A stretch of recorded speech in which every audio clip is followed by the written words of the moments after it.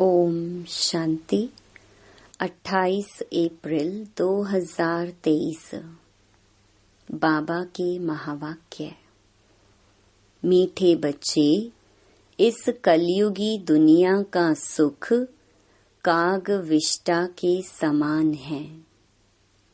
यह दुनिया अब गई की गई, इसलिए इससे लगाव नहीं रखना है, आसक्ति निकाल देनी है। प्रश्न: किन बच्चों की दिल इस पुरानी दुनिया से नहीं लग सकती है? उत्तर: जो आज्ञाकारी, वफादार, निश्चय बुद्धि बच्चे हैं, उनकी दिल इस पुरानी दुनिया से लग नहीं सकती, क्योंकि उनकी बुद्धि में रहता यह तो विनाश हुई की हुई। यह तिलिस्म माना जादू का खेल है, माया का भभका है।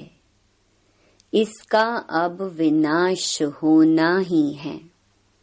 डैम फटेंगे, अर्थक्वेक होगी, सागर धरनी को हप करेगा। यह सब होना है, nothing new. Sweet home, sweet राजधानी याद है तो इस दुनिया से दिल नहीं लग सकती। गीत जिसका साथी है भगवान। ओम शांति। यह निश्चय के ऊपर गीत है। जब बाप का बनते हैं व बाप आते हैं तो वह आकर हमारा साथी बनते हैं। बच्चे जानते हैं बाप जब आते हैं तब ही विनाश के तूफान होते हैं। बाप आते हैं पुरानी दुनिया को खलास कर नई दुनिया स्थापन करने। अर्थक्वेक होगी, समुद्र नीचे से धरती को खा जाएगा, बरसात ऊपर से धरती को खा जाएगी। यह सब होना ही है। गीत तो उन्होंने ऐसे ही बैठ बनाए हैं। तुम ब्राह्मण कुलभूषण बच्चे जानते हो बरोबर पुरानी दुनिया का विनाश होना है। बाप आए ही हैं नई दुनिया की स्थापना करने। ब्राह्मणों को सारे विश्व का मालिक बनाते हैं। पुरानी दुनिया का विनाश कराए, फिर सारे विश्व की राजाई बच्चों को वर्षे में देते हैं। तुम जानते हो बाप से नए विश्व के मालिक बने का वर्षा मिलता है। यह पुरानी विश्व तो कोई काम की ही नहीं है। मनुष्य समझते हैं अब तो स्वर्ग बनता जा रहा है, परंतु यह सब है माया का भभका। सब चीज मुलम्मे की है, सारा राज्य मुलम्मे का है। रुण्य के पानी मृग तृष्णा समान है, इसमें मनुष्य खुश होते हैं। आगे जब मुसलमानों का राज्य था तो यह एरोप्लेन, मोटरें आदि थोड़े ही थीं। यह सब माया का भभका है। कितने प्लान्स बनाते हैं, बच्चे जानते हैं यह सब विनाश होने हैं। अर्थक्वेक होगी, यह डैम्स आदि सब पानी ही पानी कर देंगे। मनुष्य समझते हैं इससे सुख मिलेगा, परंतु इन सब से दुख ही मिलेगा। यह एरोप्लेन भी दुखदाई बन पड़ेंगे, बॉम्ब्स गिराएंगे।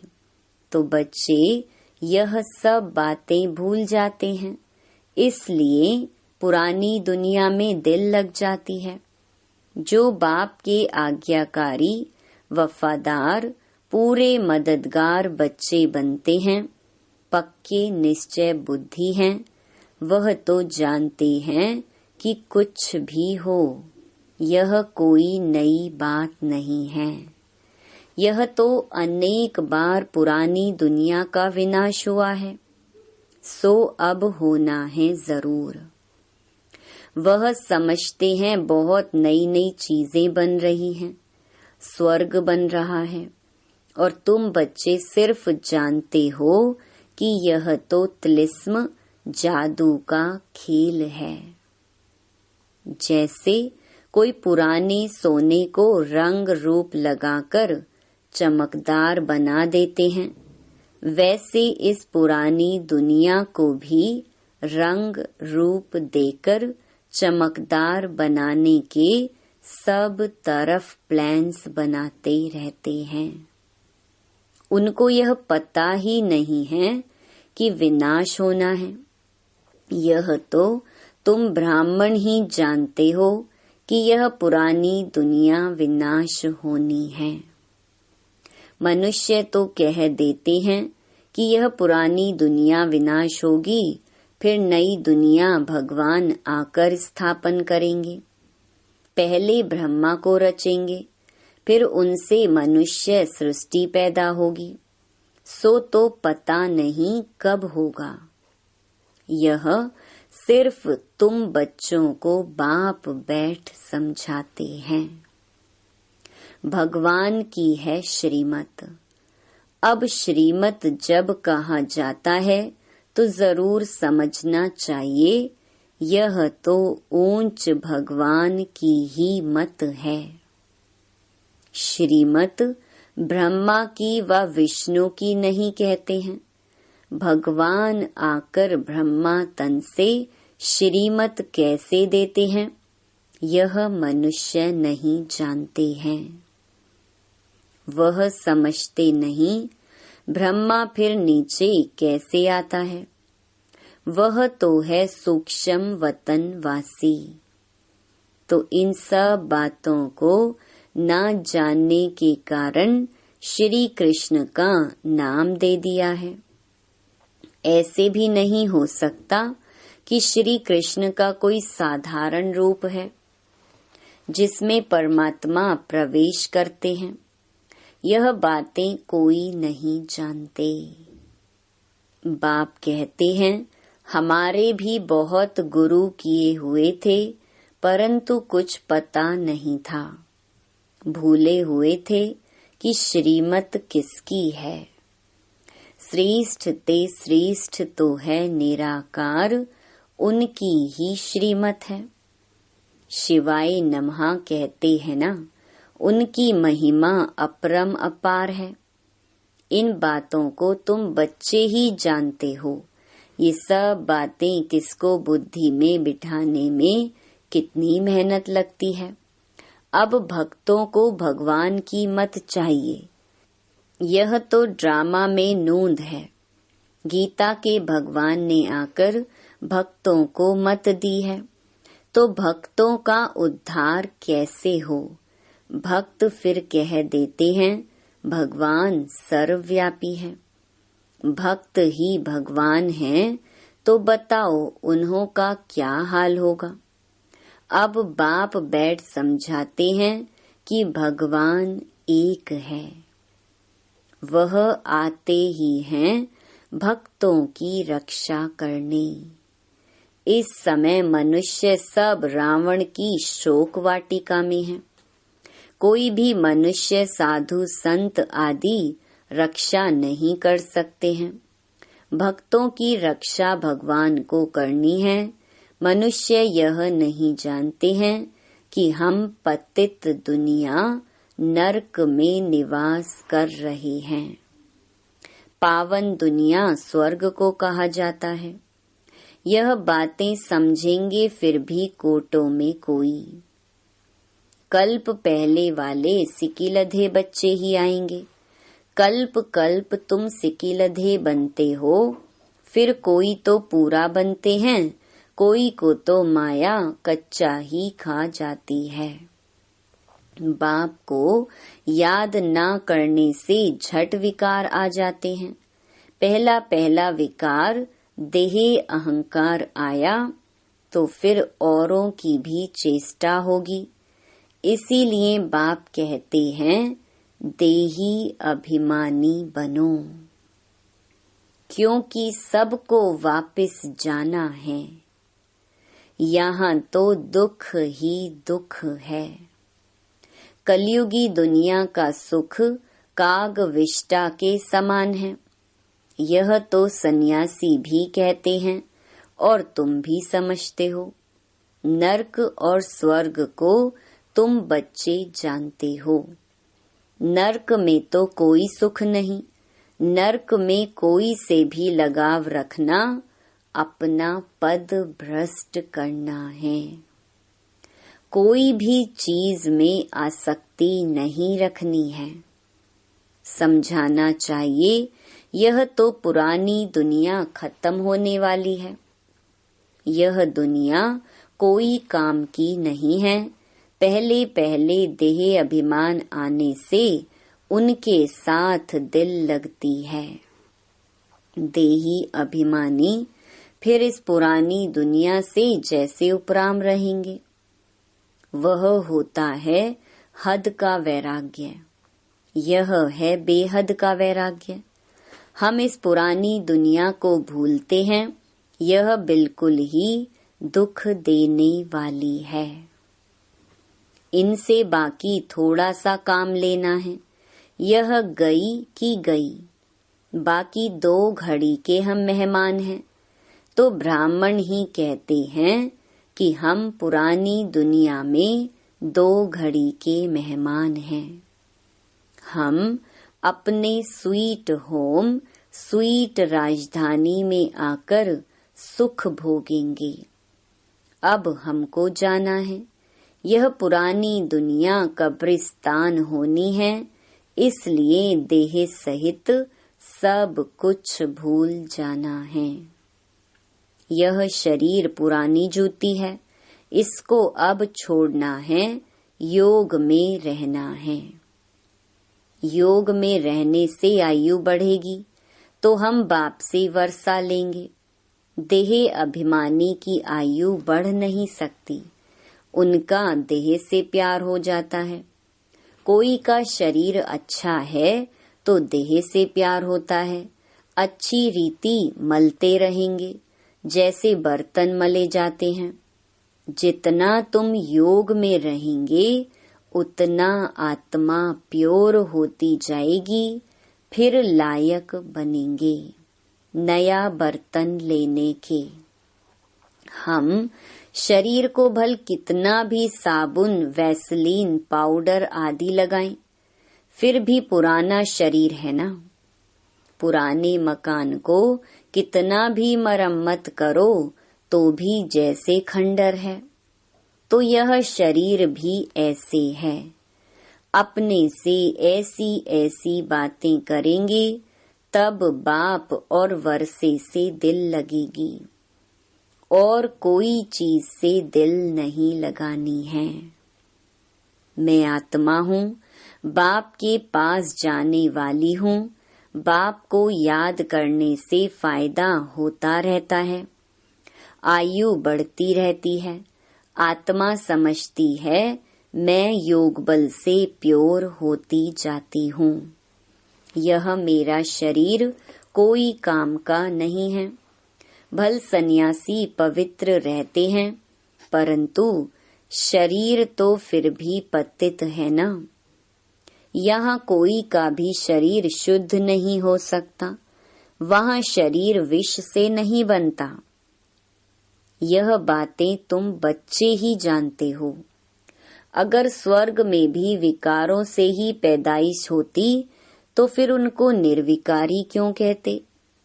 वहाँ तो आत्मा और शरीर दोनों पवित्र होते हैं। तुम जानते हो इस समय 5 तत्व भी आयरन एजेड हैं तो शरीर भी ऐसे मिलते हैं। बीमारी आदि हो जाती है। वहाँ कभी शरीर बीमार हो न सके। यह सब समझने की बातें हैं। वहाँ तुम्हारे शरीर भी नए बनते हैं। सतो प्रधान प्रकृति बन जाती है, वहाँ यह दवाइयाँ आदि कुछ नहीं होती। शरीर चमकता रहता है, काया कंचन समान बन जाती है। अभी तो लोहे की है, वंडर है ना, काया कैसे बदलती है। कोई पॉलिश तो नहीं की जाती है, काया एकदम कंचन समान हो जाती है। उसको गोल्डन एज कहा जाता है। सोने के शरीर तो नहीं होते हैं। लक्ष्मी नारायण को पारसनाथ पारसनाथिनी कहते हैं। उन्हों के शरीर देखो कितने सतो प्रधान हैं, उन्हों की कितनी महिमा है। अभी तो यह 5 तत्व भी तमो प्रधान हैं, विष से शरीर पैदा होते हैं। वहाँ है योग बल की बात। स्वर्ग में जरूर वाइसलेस बच्चे होंगे। काम महाशत्रु वहाँ होता नहीं। बाप कहते हैं, यह काम तुमको आदि मध्य अंत दुख देने वाला है। उनको कहा ही जाता है संपूर्ण निर्विकारी दुनिया, और इसको संपूर्ण विकारी दुनिया कहा जाता है। हरेक के अंदर यह 5 भूत हैं। 5 भूतों पर विजय तब पाते जब सर्वशक्तिमान बाप से योग लगाते हो। जिस योग बल से तुम विश्व के मालिक बनते हो, तो तुम हो इनकॉग्निटो शिव शक्ति सेना। सेना शिव बाबा से योग लगाकर शक्ति ले रही है। वह सर्वशक्तिमान बाप है ही स्वर्ग की राजधानी स्थापन करने वाला गॉड फादर। वह आते ही हैं तुमको स्वर्ग का मालिक बनाने। अभी तुम स्वर्ग के लायक नहीं हो। मैं कल्प कल्प आकर तुम बच्चों को स्वर्ग की राजधानी में राज्य करने के लायक बनाता हूँ। अभी तुम हो नर्क के मालिक। मनुष्य कहते भी हैं फलाना मरा, स्वर्गवासी हुआ। बिल्कुल समझते नहीं हैं कि हम नर्क में हैं। स्वर्ग का वास्तव में कोई को पता ही नहीं है। कहते हैं जिनके पास धन दौलत बहुत है, उनके लिए यहाँ ही स्वर्ग है। अरे, इतनी बीमारियां आदि लगी पड़ी हैं, इसको स्वर्ग कैसे कहेंगे। स्वर्ग तो सतयुग को कहा जाता है, कलयुग में थोड़े ही स्वर्ग है। बाप ने समझाया है, यह है विकारी दुनिया। हरेक नारी द्रौपदी पार्वती है। हरेक नारी को अमरनाथ अमर कथा सुनाते हैं। हरेक द्रौपदी नंगन होने से बच जाएगी। यह बातें बेहद का बाप बैठ समझाते हैं। वह है ही वाइसलेस वर्ल्ड, संपूर्ण निर्विकारी दुनिया। विकार बिल्कुल नहीं। आत्मा आकर प्रवेश करती है तो उस समय गर्भ में बिल्कुल प्योर रहती है। आत्मा भी प्योर आती है, इसलिए उनको गर्भ में भी कोई सजा नहीं भोगनी पड़ती है। यहाँ तो सभी को सजा मिलती है। अच्छा, मीठे मीठे सिकिलधे बच्चों प्रति मात पिता बाप दादा का याद प्यार और गुड मॉर्निंग। रूहानी बाप की रूहानी बच्चों को नमस्ते। धारणा के लिए मुख्य सार।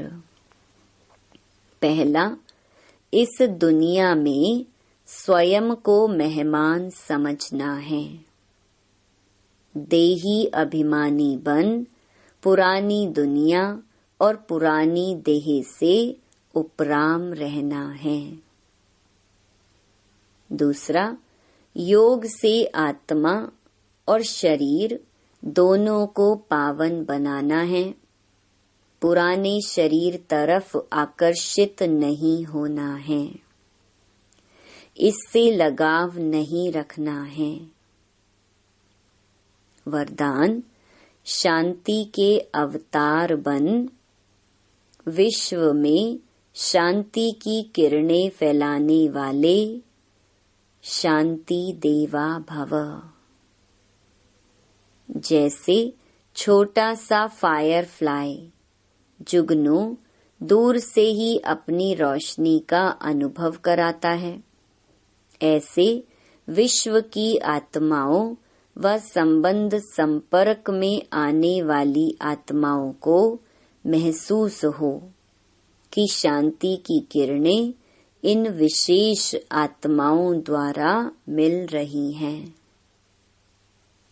बुद्धि द्वारा अनुभव करें कि शांति का अवतार शांति देने आ गए हैं।